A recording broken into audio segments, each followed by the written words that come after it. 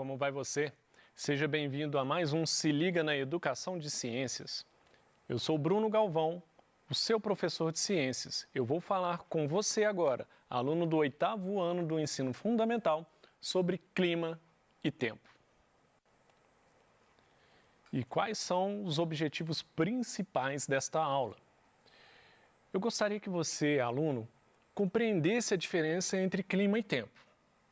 E que você possa entender também quais fatores influenciam o clima. Então é disso que nós vamos tratar hoje. Primeiro, entender que clima e tempo são coisas diferentes, não podemos tratá-los como iguais. E depois, focar em clima, falando nos fatores que vão interferir no clima, que vão determinar o clima de certas regiões. Primeiro, o que seria clima? Aqui o conceito está dessa forma, ó. O clima é o conjunto de características atmosféricas, como temperatura, umidade, chuvas e ventos de uma dada região, medidas em um longo período de tempo, normalmente em anos. Então, quando eu penso em clima, eu penso nessas variáveis todas, né? Temperatura, umidade, ventos, presença de chuva, né? Eu penso nisso numa grande região de um país ou pelo menos de um estado. Então, quando eu falo assim, olha, a região nordeste do Brasil, tem uma parte da região nordeste que tem um clima que é semiárido. Então, é um clima mais seco, é de uma região inteira e é um clima que ele, durante o ano inteiro, é uma característica daquela região. Não é uma coisa que passa rápido, está quente agora e 5 minutos depois já está frio, não. Quando eu falo em clima, eu estou falando de uma característica da região. Uma característica ou características relacionadas a esses fatores. Temperatura, umidade, pluviosidade, né, que é o caso das chuvas, vento. Então, clima está relacionado a regiões e é característica daquela região o ano inteiro, ou por anos. Então, esses climas foram determinados durante anos, observando aquelas regiões do planeta em que essas características eram mais ou menos homogêneas no decorrer do ano, ou pelo menos no decorrer das estações do ano. E aí que vem a diferença, né? O que é tempo, então? O tempo atmosférico é um estado da atmosfera analisado em um certo período de tempo relativamente curto, que pode variar de horas a semanas. Então, olha aí a diferença de clima e tempo. Tempo é quando a gente fala assim, tá quente num dia, e você amanhece no outro dia, tá aquele céu nublado e tá fazendo aquele friozinho, aí você fala assim, nossa, tá frio hoje. Aí depois do almoço, dá uma esquentadinha, não, deu esquentada depois do almoço, né? Aí no outro dia, já amanhece aquele calor danado, aí, nossa, tá super quente. Então, por exemplo, eu estou em Belo Horizonte, aqui o clima tende a ser mais seco, um clima relativamente quente, então é uma característica de Belo Horizonte. Só que existem algumas pequenas variações no dia a dia e até de uma hora para outra, que é o que nós chamamos de tempo. Está chovendo agora, 5 minutos depois não está. Ou então, 3 horas depois começa uma ventania, dá uma esfriada, ou aquele vento ele é úmido e quente. Então essas variações rápidas é o que nós chamamos de tempo.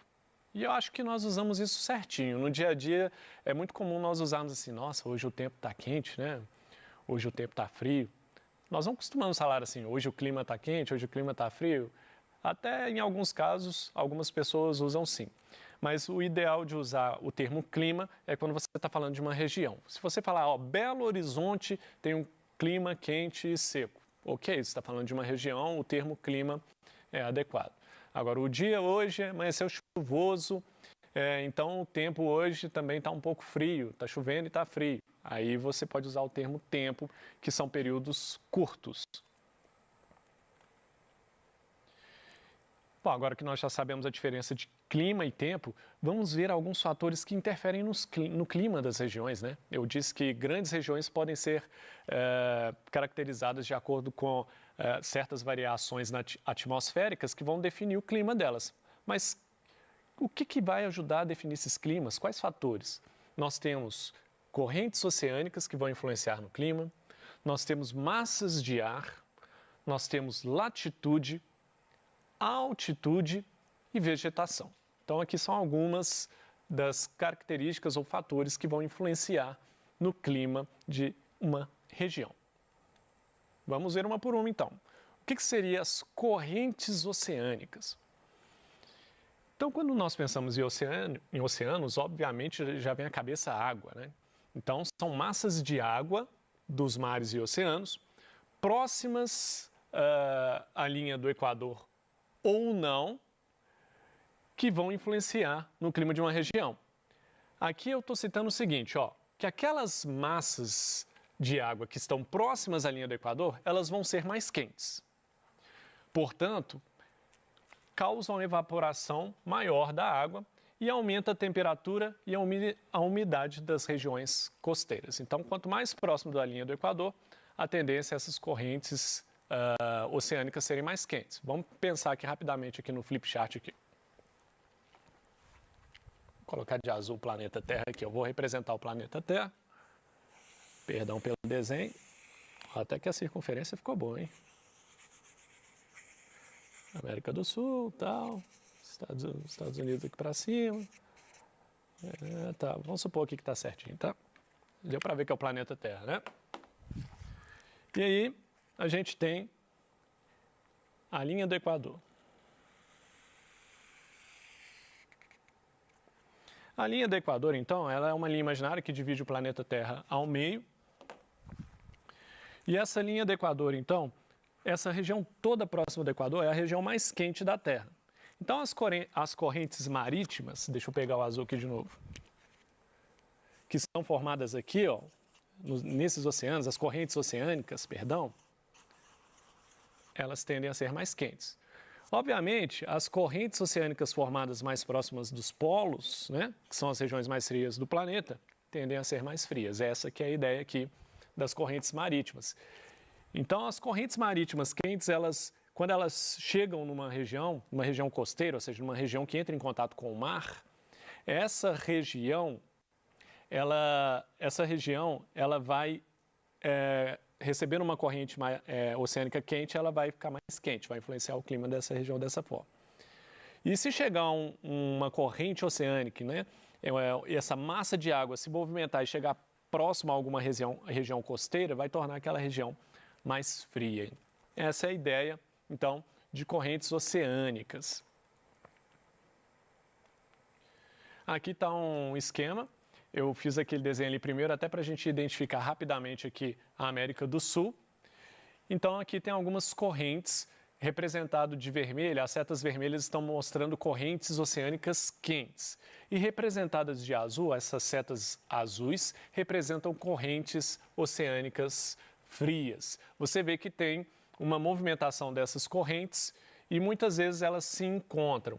E o importante entender aqui, basicamente, é que essas correntes quentes elas vão influenciar no clima das regiões costeiras, ou seja, regiões próximas ao mar, de forma a deixá-las mais quentes. E as correntes oceânicas frias, que vêm dos polos principalmente, quando elas chegam numa região, elas vão ajudar a tornar aquele clima, obviamente, mais frio. Falamos então de correntes oceânicas. Eu fiquei aqui olhando cada hora para uma câmera aqui, arrumei uma confusão danada, hora eu olhava para o lado errado, mas deu para entender aí na questão do desenho, eu espero, né? Bom, as massas de ar, então, elas dependem da região do planeta em que se originam, podendo ser úmidas, quentes, frias ou secas. As massas de ar, elas têm uma relação parecida com as massas de água ou as massas oceânicas. Então, as massas de ar, elas também vão depender, se elas forem formadas numa região mais quente do planeta, você vai ter massas de ar quentes. Se ela for formada numa região que tem grande umidade, né, a presença de oceano, né, ou grandes rios podem interferir também, mas em geral os oceanos, então podem ter massas de ar mais úmidas. Ou elas podem então ser secas, frias, úmidas, quentes, enfim. Existem várias possibilidades para as massas de ar. O importante entender aqui é que agora nós não estamos falando da movimentação da água, estamos falando da movimentação do ar atmosférico. Então está aqui o mapa do Brasil, dois mapas mostrando uma época aqui de inverno à esquerda do observador, para você que está olhando para a televisão, e à direita o verão. Eu vou dar destaque aqui para esse aqui que está com cor de rosa, meio vermelho aqui, que é o MSC, é uma massa equatorial continental. Repare como no inverno, primeiro que ela é equatorial, quando a gente pensa em perto do Equador, quente, tá? Então repare que no inverno, essa massa de ar tem pouco movimento, ela está pequenininha ali, pegando mais a região norte do Brasil. Agora repare aqui no verão, à direita aqui, no outro mapa, o tanto que essa massa se expande no verão, observando então esse MSI, essa vermelhinha que é a massa equatorial continental. Então esse movimento de massa de ar então vai variar aí de acordo com as estações do ano, né? No verão que a gente tem, que o verão é caracterizado por ser mais quente, você tem uma movimentação também dessas massas de ar quente bem maior no nosso país. Quando chega no inverno, nós temos uma movimentação menor dessas massas de ar quente e aumenta a movimentação de massa de ar frio. Se você reparar bem aqui no mapa, só mais uma vez aqui, no mapa da esquerda aqui do inverno, se você olhar lá embaixo no Brasil, lá no sul, setinhas azul clara. Aqui no inverno você vê como que essa massa polar, que vem dos polos, né, que é uma massa de ar fria, como que ela entra para dentro do Brasil. E se você olhar aqui, mais uma vez, para o verão, à direita aqui, o mapa da direita, essa massa de ar nem aparece mais, que é a massa polar. Então, essas massas de ar influenciam fortemente no clima do país e no mundo. Latitude. Outro fator que influencia o clima de uma região. A latitude, então, ela é tida como a distância de um ponto qualquer da superfície em relação à linha do Equador. Quanto mais próximo da linha do Equador, maiores são as temperaturas ao longo do ano. Vamos voltar aqui rapidamente para o flip chart. Aproveitar o desenhozinho que eu fiz. Bom, aqui está a linha do Equador, 0 graus de latitude. Então essas linhas, e a gente tem outras linhas imaginárias, os trópicos, e várias linhas na horizontal. Quando a gente olha um desenho na horizontal. O Equador é o ponto de partida, essa linha central aqui. Quanto mais próximo do Equador, então, você tem menor latitude. Quanto mais longe do Equador, tanto em direção ao norte, quanto em direção ao sul, quanto mais longe da linha do Equador, maior a latitude. Então, quanto mais próximo dos polos, polo norte e polo sul, maior latitude. Quanto mais próximo da linha do Equador, menor latitude. E essa é a relação, então. Se você tiver baixa latitude, ou seja, estiver próximo da linha do Equador, mais quente. Se você estiver mais afastado da linha do Equador, ou seja, maior latitude, menor temperatura. Então aqui é inverso, né? Menor latitude, maior temperatura. Maior latitude, menor temperatura. E aqui, o desenho aqui eu fiz lá no quadro, no flip chart primeiro, porque eu acho que na hora que a gente coloca as setinhas ajuda, mas tendo visto do flip chart, eu imagino que agora já dá para você entender melhor aqui. Nós chamamos essa zona aqui entre os trópicos, próximo ao Equador, de zona tropical. Então você tem os climas tropicais nessa região. Por exemplo, clima tropical equatorial, que é o do norte do Brasil, onde tem a floresta amazônica. Entre a linha vermelha e a amarela aqui, tanto no norte quanto no sul, nós temos uma zona temperada, nós vamos ter os climas temperados do planeta. E finalmente, lá nos polos, lá no norte e lá embaixo no sul do planeta, depois da linha amarela, aí nós temos as zonas polares, onde nós vamos ter climas muito mais frios, os climas polares. Falamos de latitude. Agora vamos falar de altitude. O nome parece, né? Bom, o que seria a altitude? A altitude, ela tem a ver com altura. Quando você olha para o alto de uma montanha, você fala assim, nossa, que montanha alta. Você está falando de altitude, ok? É em relação à superfície da Terra, o que nós chamamos mesmo de altura de uma montanha, de uma região, em relação mais especificamente ao nível do mar. Quando nós pensamos em nível do mar, nós estamos falando de altitude igual a zero, né? Você está lá na praia, no Rio de Janeiro, a água do mar ali ela vai marcar o ponto mais baixo da altitude. E os grandes picos do planeta, como Monte Everest, entre outros, você tem ali grandes altitudes. A altitude, então, ela vai interferir no clima, pois quanto mais alto, menor é a densidade do ar. Então, mais frio o ar se torna. Assim como na latitude, a altitude também ela é inversa à temperatura. Na altitude também, quanto mais alto, menor temperatura. Quanto mais baixo, maior temperatura. Vamos ver isso nessa figura aqui, por exemplo. Repare aqui, esse aqui é o Monte Everest.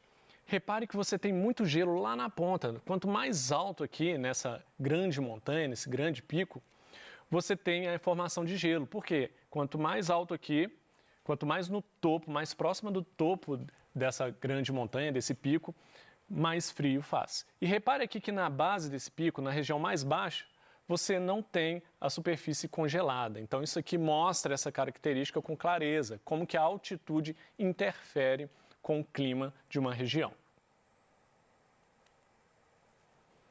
Falamos então de várias interferências no clima, né? Massas de ar, correntes oceânicas, latitude e altitude. E finalmente vamos falar como que a vegetação interfere com o clima de uma região. A vegetação ela vai contribuir para a umidade do clima por meio de uma coisa que nós chamamos de evapotranspiração. O que é isso? É a perda de água da planta por transpiração. E também por ajudar a absorver o calor oriundo da radiação solar, suavizando o aquecimento. Bom, nós seres humanos, nós transpiramos. Inclusive nós temos o suor, né? Tá aquele calor danado, você transpira, você perde água para o ambiente. O suor é uma forma de perder água para o ambiente para controlar a temperatura do seu corpo. O interesse da planta não é controlar a temperatura do corpo, porque ela não é capaz de fazer isso. Mas a planta também perde água para o ambiente num processo também chamado de transpiração. Então, as folhas das árvores, elas tendem a perder água para o ambiente. Árvores adaptadas a desertos, como os cactos, por exemplo, não têm folhas. As folhas viram espinhos. Por quê? Ter folhas não é bom no deserto. Você já tem pouca água e vai ficar perdendo água para o ambiente. Não é nada legal. E essa água que é liberada no ambiente, na transpiração, se você tiver uma vegetação muito densa, como é o caso da floresta amazônica, libera muita água no ambiente, tornando o quê? Aquele clima mais úmido.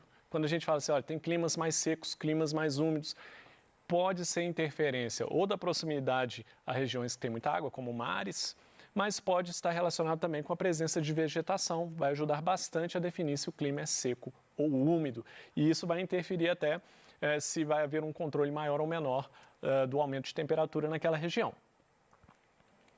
Está aqui uma fotografia aqui da floresta amazônica, como sempre exuberante. Imagina esse tanto de árvore, sei lá quantos 1000 quilômetros quadrados, que eu não sei o número exato, desculpe por isso, mas é muita árvore transpirando. Imagina a quantidade de água que é liberada no ambiente numa região como esta. Bom, quais foram os pontos principais desta aula? Nós falamos então a diferença de clima e tempo e falamos de vários fatores que influenciam no clima, né? Nós falamos de correntes oceânicas, nós falamos de massas de ar, nós falamos de latitude, nós falamos de altitude, nós falamos de como a vegetação também influencia no clima. Basicamente é isso que eu queria falar com você hoje. Caso você tenha interesse em pesquisar um pouco mais, estão aqui algumas referências bibliográficas. No mais, eu desejo a você bons estudos.